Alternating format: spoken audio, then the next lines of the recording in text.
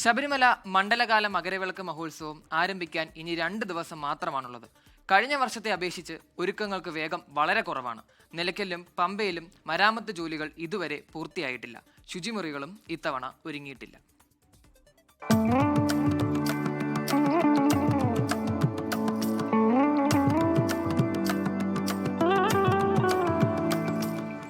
ശബരിമല നട തുറക്കാൻ മണിക്കൂറുകൾ മാത്രമാണ് ബാക്കി. പക്ഷേ ഇപ്പോഴും ഒരുക്കങ്ങൾ പൂർണ്ണമായും പൂർത്തിയായിട്ടില്ല. 2018 പ്രളയത്തിൽ തകർന്ന രാമമൂർത്തി മണ്ഡപത്തിന്റെ സ്ഥാനത്ത് തീർത്ഥാടകർക്ക് വിരിവെക്കാനുള്ള ജർമ്മൻ പന്തലിന്റെ നിർമ്മാണം അവസാന ഘട്ടത്തിലാണ്.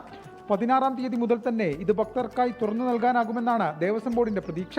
പമ്പയിൽ വിവിധയിടങ്ങളിൽ മരാമത്ത് ജോലികൾ ഇപ്പോഴും പുരോഗമിക്കുകയാണ്.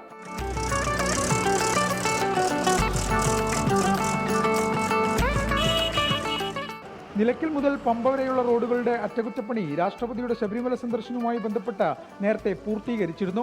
മിനുക്കുപണികൾ മാത്രമാണ് ബാക്കിയുള്ളത്. പമ്പയിൽ പണം കൊടുത്ത് ഉപയോഗിക്കാവുന്ന ശൗചാലയങ്ങൾ ഇതിനോടകം തയ്യാറാണ്. ദേവസ്വം ബോർഡ് ക്രമീകരിക്കുന്ന ബയോ ടോയ്ലറ്റുകൾ പമ്പയിൽ ഇതുവരെ സ്ഥാപിച്ചിട്ടില്ല. കഴിഞ്ഞ വർഷങ്ങളിലെ പോലെ വിവിധ സംസ്ഥാനങ്ങളുടെ വാഹനങ്ങൾ പാർക്ക് ചെയ്യാനുള്ള സൗകര്യങ്ങൾ നിലയ്ക്കലിൽ ഇതിനോടകം ക്രമീകരിച്ചു കഴിഞ്ഞു.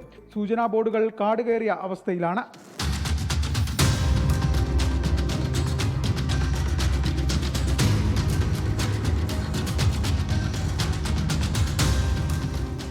ഹൈക്കോടതി അംഗീകരിച്ച 17 തീർത്ഥാടന റോഡുകളിൽ ഭൂരിഭാഗത്തിലും ഇതുവരെ അറ്റകുറ്റപ്പണികൾ പൂർത്തിയാക്കിയിട്ടില്ല.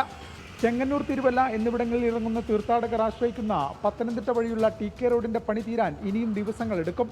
പമ്പയിലേക്കുള്ള പ്രധാന പാതയായ മണ്ണാറക്കുളഞ്ഞി ചാലക്കയം റോഡിന്റെ വശങ്ങളിലെ കാട് ഇതുവരെ വെട്ടിത്തെളിച്ചിട്ടില്ല.